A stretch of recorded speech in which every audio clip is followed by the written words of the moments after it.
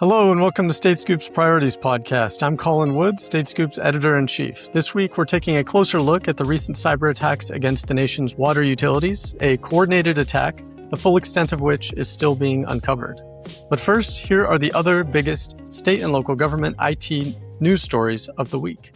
The Department of Justice has announced it's expanding its strategy for combating fraud in Medicaid, SNAP, and other taxpayer-funded programs by deepening partnerships with state governments aimed at improving data sharing, investigations, and fraud detection.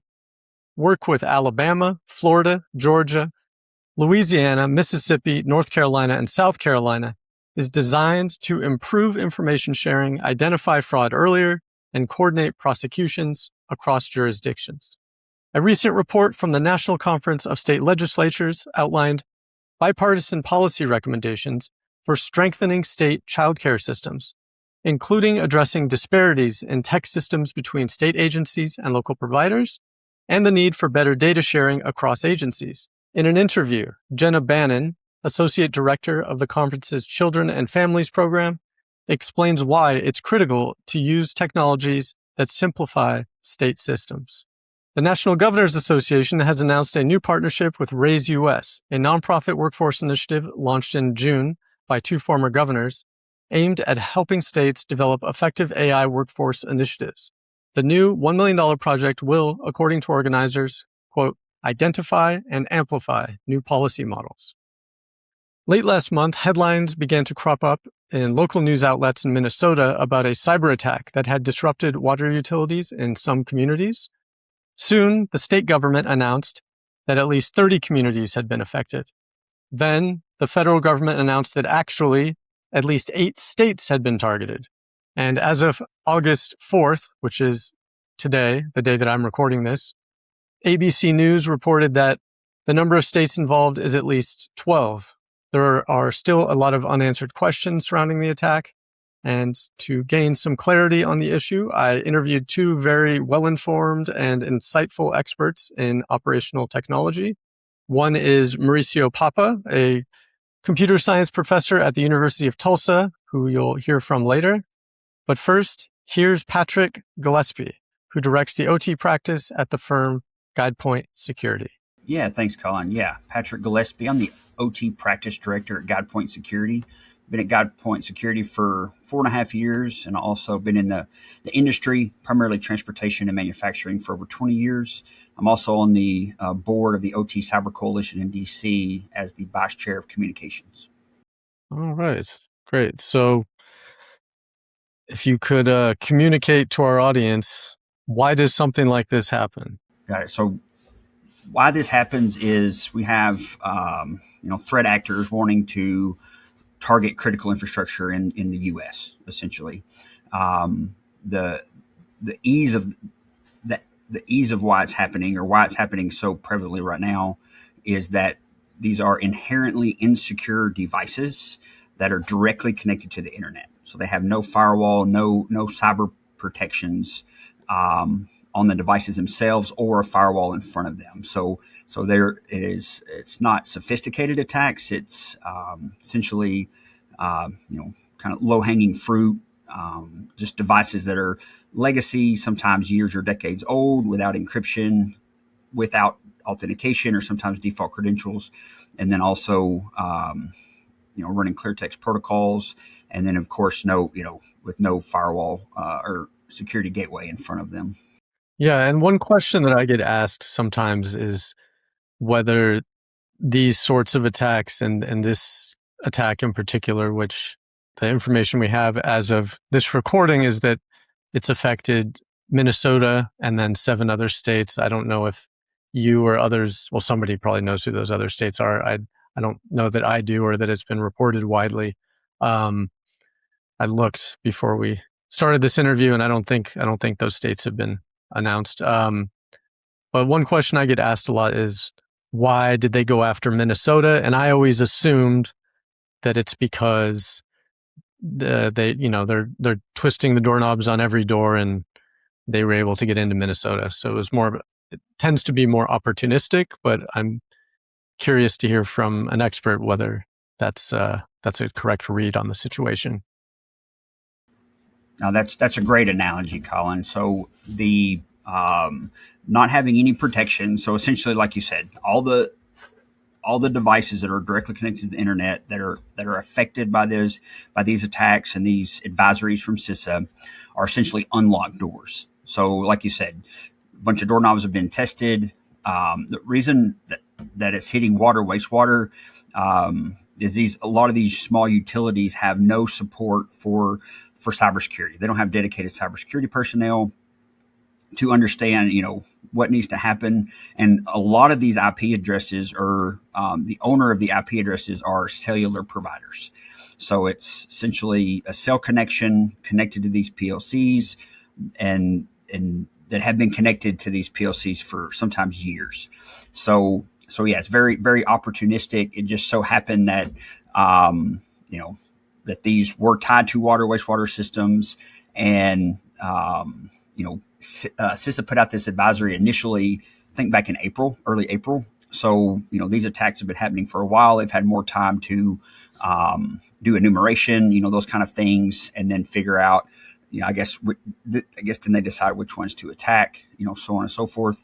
But yeah, right now I don't. Let's see, trying to see what other states. There's possibly Michigan and Georgia as well.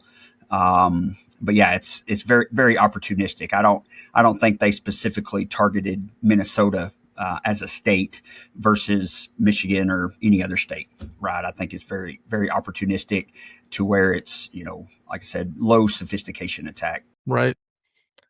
Now, one kind of conundrum that occurs to me whenever these attacks occur is that it seems that the sort of advice that gets circulated, like, you need to change the default passwords, et cetera, and the other things that you mentioned, that's good advice, but often advice that is already being heeded by those who weren't attacked, and maybe those who are being attacked are the ones who are least likely to be paying attention to such advice. How do you think there's any sort of way around that catch-22? A lot of it is going to rely on help, other support, right? Because the people running these water wastewater systems are keeping water running to our communities, our citizens. So that's their focus, right? Their focus is not cyber. Their focus is not necessarily even IT. So they know how to run water and wastewater systems. So they're not thinking cyber with through as part of their job. So that's where the entities that have put firewalls in place, that have changed those default credentials, like you said, have personnel that understand what to do, and they have the time and the resources to do those things. So the ones that haven't done it are the ones being attacked. And very much agree with what you said. Like, a lot of times they don't have the staff, the time, the resources. So that's where some states, and even I think it was New York. I think the governor of New York just provided $9 million to secure water, wastewater in New York. I can't remember if that was the state or just the city. Yeah, it's New York. New York. Okay. So yeah, the state of New York. So it's going to take things like that. It's going to need coordination from federal entities. Like I know Minnesota was working with the FBI last week. So to help, resolve some of this. So it's going to take coordination and planning from cyber experts to be able to help identify those devices, because again, the end users, the OT operators, the asset owners at these facilities most likely don't know that there's even cell connections connected to their PLCs until there's an attack. Right. They're concerning themselves with calcium levels or chlorine amounts. Yeah, fluoride, all the water related stuff. Yeah, it's just like me. Being a cyber expert, I wouldn't have a clue what to do in a water wastewater system, but I would never be expected to go in and fix one if my local rural utility, just because I'm a cyber expert, I would ask the water wastewater person to fix that part. And then, but it takes everybody working together. Yeah. And I think the whole of state approach to cybersecurity is meant to, as you alluded to, kind of remediate some of that, the kind of the lack of expertise, especially at the local levels and in the more rural areas. It's kind of surprising to me that more people haven't followed in the footsteps of New York, because those efforts have been ongoing for, I think, something like 18 months at a minimum. So at least in terms of the planning of it, but the whole of state cybersecurity is definitely, that's a trend that's been growing for years. So hopefully that will bring some more change with critical infrastructure, because obviously it's critical. So outside of that, are there any other sort of policy changes that you think are important or would be helpful? Just these devices themselves are just inherently insecure. So, for the federal government put out the zero trust mandate for OT. I think last November.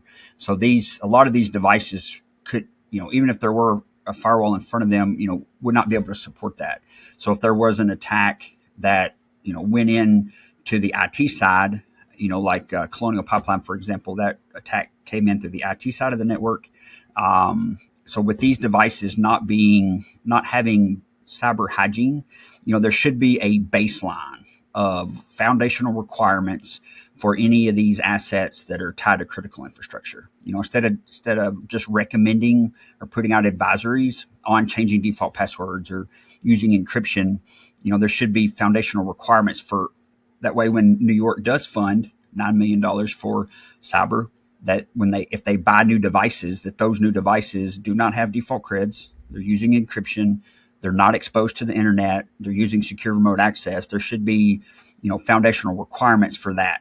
Just like medical devices, the FDA has policy from 2022 that requires third-party testing for new medical devices. So, it really should be, at least considered that we do the same thing for critical infrastructure devices. If it's running water, wastewater, power, nuclear, keeping people safe, keeping our citizens safe, should also consider some of the same foundational requirements as well. Right. The fact that this has been such big news, the outlets like the New York Times and all the big outlets have been covering this, maybe means that people who wouldn't have been paying attention to this are, perhaps. What are some easy steps? Yeah, give us the hit list, 5 things that small utilities should be doing if they're not already. Yeah, of course. Yeah, for the OT asset owners, the operators that are running the water wastewater facility, is having an asset inventory, knowing what devices are in your system, by brand or model, those kind of things. Just, you don't have to be a cyber expert to be able to build a list of your inventories. That way, when you do get support from state or county or federal, you can provide the asset inventory list that will reduce the amount of time it takes to find out what devices are vulnerable, but then also making sure there are no internet modems, essentially, or internet connections through fiber, cable, cellular, which most of these are cellular on these attacks. But yeah, so just asset inventory is foundational to making sure there's no internet connections on those, and then working with support, whether that's your IT person, or if you have a cyber person, or working with outside teams from agencies or organizations, is asking for help for making sure you don't have default creds enabled, those kind of things. So but for resiliency purposes, so in the event that your PLC program is changed, or it does lose connection or gets reset, is having a backup. So whoever is responsible for the asset itself, whether that's a third party vendor or your maybe maintenance team, maintenance manager, is having an offline backup. Offline backup file is crucial to recovery, where you can get your site back up quickly, and then also running it in manual mode without internet connection will be able to keep you running. And that's what they did in Minnesota last week, was switched everything to manual mode without internet connection, and was able to restore the water wastewater. Right. I spoke to someone who was talking about a annual event I forget the name of it, but anyway, it's an annual event that some people participate in with the EPA or some office, independent office associated with the EPA, to see if they could do a day without their SCADA systems. And apparently, there are a few who can. Yeah, so in the early 80s, the internet became inevitable, just like AI is inevitable now. So water, wastewater has been running for decades, right? For many years. A lot of these systems are decades old, running technology from the 70s and 80s. So the operators were able to run things manually. Once the internet came, it reduced the amount of time and cost it takes to restore by providing, remote access for third party vendors. So the internet enabled a lot of things to save costs and keep costs down for constituents. To where the water bills does continually keep going up. So so in that time, in those 40 plus years that these systems have started to connect to the internet over time, they've relied on those systems. So now you have generations of people that have ran these systems with internet connection, or some connection to IT systems, automated systems for billing, payment processing, all of these things. So, I'm I think the EPA the exercise is the National Cybersecurity Drill, but I think it was last month. But there's also CISA and the Five Eyes worked on what's called CI Fortify. So it's essentially prepping to get, in the event that the president or the governor states there is a cyber attack on our water, wastewater, for example, that they know where the internet connections are. They're able to disconnect them and run the systems like pre-internet days. Pretty much run to manual. Let's put it in manual mode. Let's keep our water, wastewater going to our hospitals, to our citizens, those kind of things. And then once the threat is over, then we can reconnect the internet. But without an asset inventory, without knowing what's on your network and where the internet connections are, you're not able to do that. So I think that's where there's a lot of them are struggling, is finding where these internet connections are, and also building that total asset inventory of not just hardware but software as well. That was Patrick Gillespie with GuidePoint Security. Next, we'll hear from Mauricio Papa, Brock Professor of Computer Science at the University of Tulsa. So I started doing research on OT security specifically back in 2006. So 20 years now. I cannot even believe it. I started working mostly with anything that had to do with critical infrastructure. I don't know if you know, but according to DHS, we have 16 different sectors. I live in the state of Oklahoma, so the energy sector is one of those 16. We have some, oil and gas companies and electric power, and so I focus mostly on those two. But I've worked in other domains, and so I've been researching in this area for about 20 years, and actually my PhD was also in computer security. I started with IT security, and then I moved to OT. Yeah, so 20 years would have been 2006. I think that was pre-iPhone. The world of technology looked very different. Do you recall what attracted you to OT specifically? Well, my background, I also have a background in electrical engineering, and I used to work with control systems. And so having a degree in computer science, and having the ability to do research on control systems for me was ideal, because I could go kind of back to my roots, but also continue to work in my area, which at the time was also network security. So when you see news like we saw last week, if I have my timeline right, well, anyway, the recent, so originally Minnesota and now at least 7 other states, Michigan and Georgia, I'm told, are among them. When you see news like that, does that surprise you? No, I mean, critical infrastructure it's a very attractive target for cyber attacks, not only by hacker groups, maybe that may have some financial motivation sometimes, like ransomware types of attacks, uh, but also you have the issue now with nation states, having resources dedicated to find ways to attack um, critical infrastructure. That if they succeed, it's something that would have an impact on our ability to work in society, will have an impact on national security. And so, unfortunately, they're attractive targets for regardless of the motivation. Yeah. So if people like you have been aware of this for at least 2 decades, why is this still a problem that we're dealing with?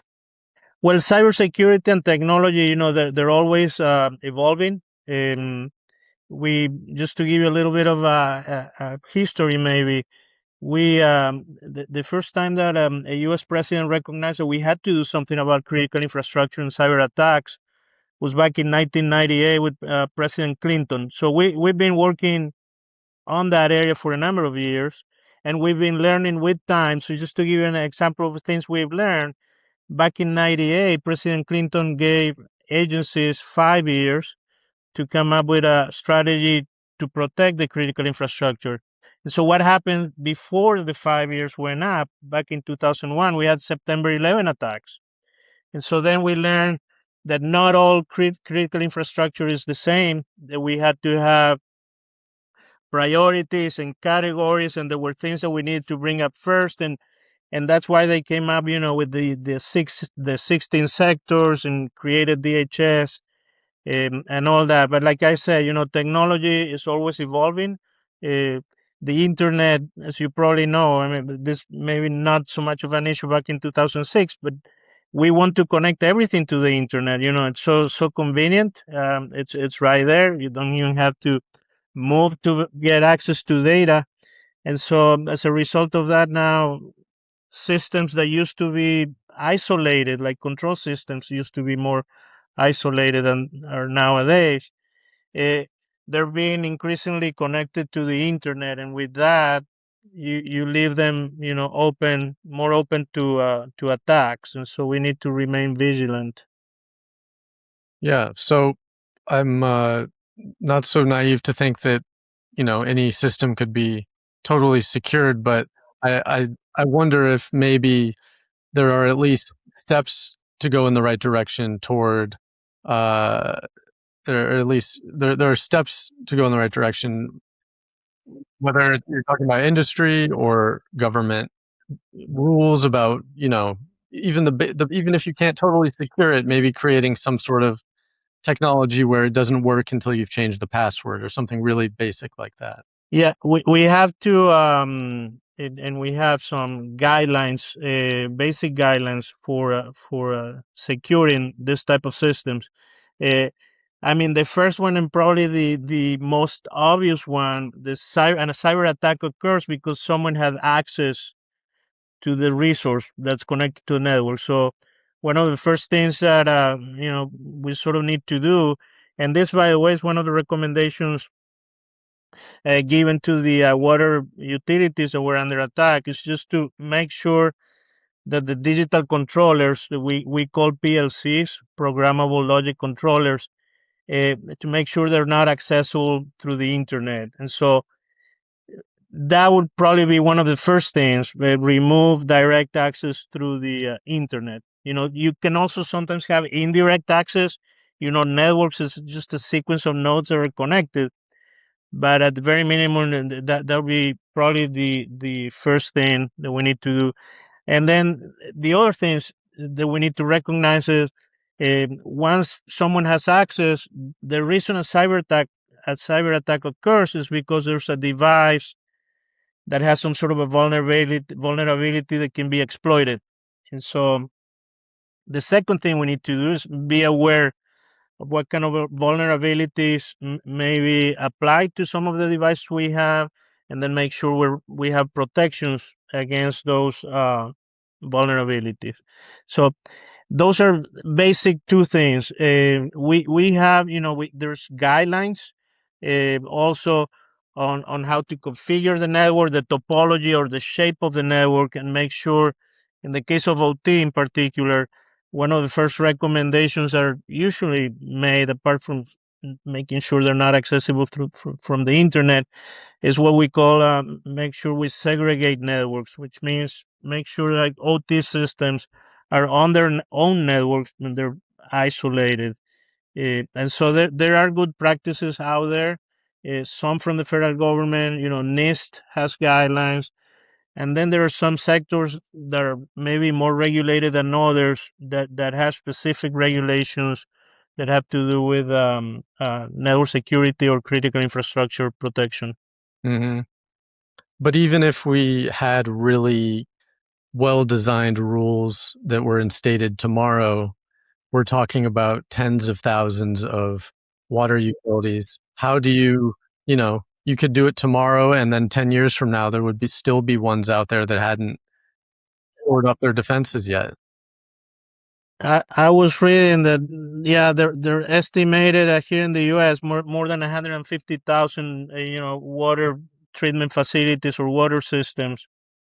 So I think it's important also to sort of create a community, so that people are aware, these things are happening.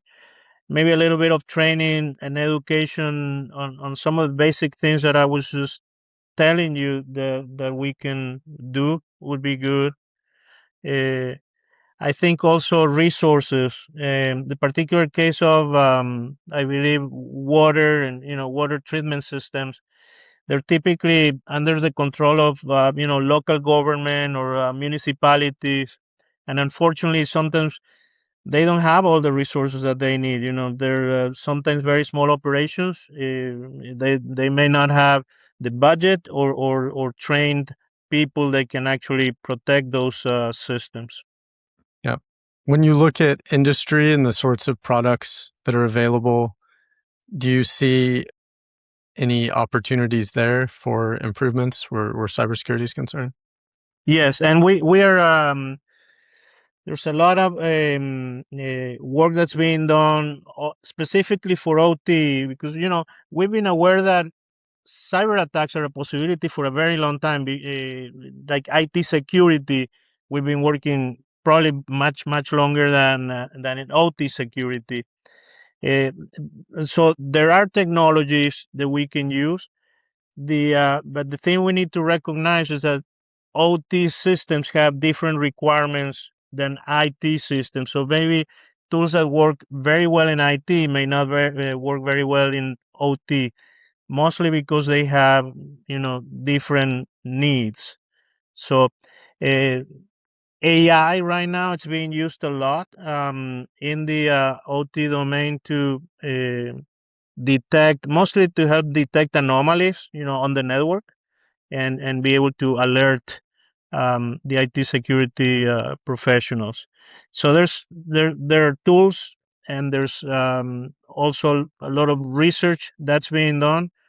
Like I said before, technology is an ever evolving thing, and so we have to remain vigilant and train ourselves and be proactive. Try to be, the way I say it, we need to be a step ahead of the bad guys. Yeah. Outside of the things that you've mentioned already, do you have any, obviously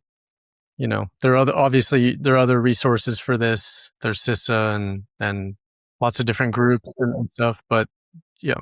There's CISA and NIST. NIST has a very nice publication also with um, technical guidelines on what to do and how to protect OT systems, how to design the network once they're deployed. So the resources are out there. I'm very optimistic in that, here in the U.S. in general, we've done a pretty good job, I think. When you compare against some of the other attacks on critical infrastructure in other parts of the world, I think we're doing well. But this is sort of a wake up call. We cannot give up. We gotta keep trying. And in this particular case, I think probably we can, I hope, make a case that those local municipalities that are in charge of these critical systems maybe get more resources than they actually do right now. Hmm. If you were one of the bad guys, would you be going after water? Um, well, water, for the reasons that I just mentioned, like in the case of this particular attacks, CISA knew in April that they had identified the groups. They knew which kind of PLCs were being targeted. So we've known for a while, and people were alerted, but sometimes we don't have all the resources to respond.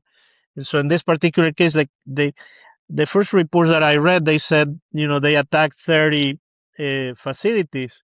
To do that, something like that at the same time, that means they had quite a bit of intelligence, apart from just the technical know-how, what sort of things to do, what kind of PLCs have the weakness.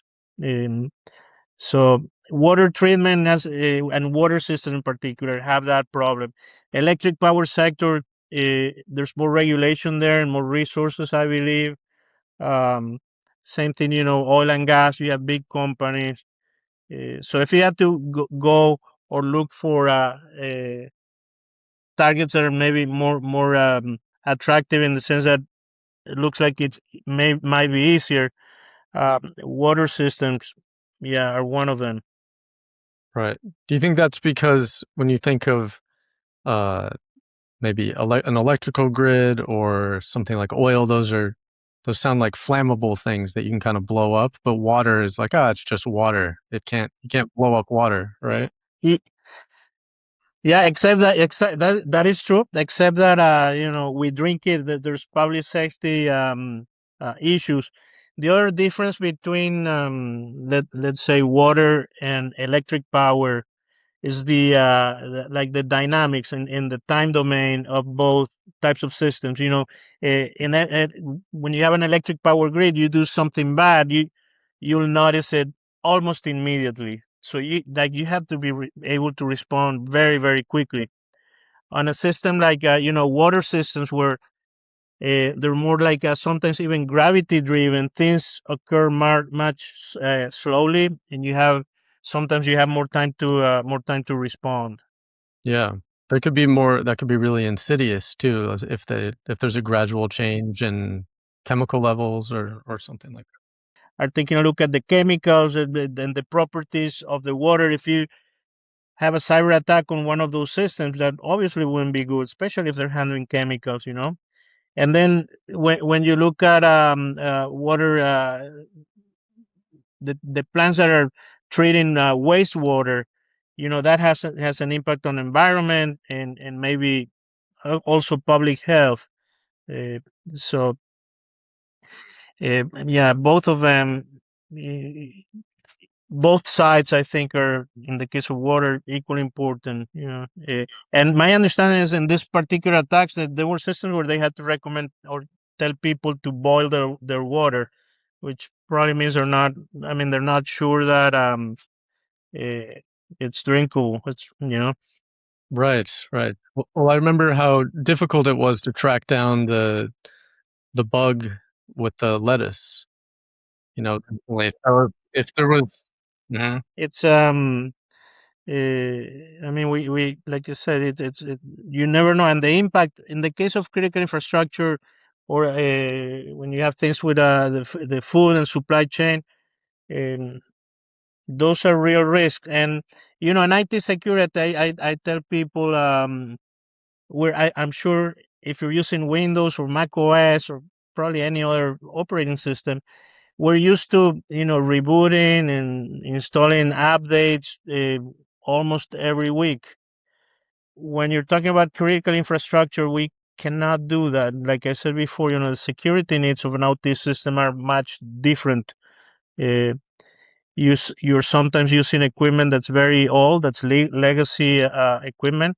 You cannot just be rebooting control systems. If you're controlling a refinery or a pipeline, you cannot be rebooting systems every week just because there's an update. And so that makes it more challenging. That was Mauricio Papa from the University of Tulsa. A big thank you to both of our guests for taking time to share their expertise with us. That's it for this episode. The Priorities Podcast is a production of Scoop News Group in Washington, D.C. Carlin Fisher is our producer. I'm Colin Wood. Thanks for listening.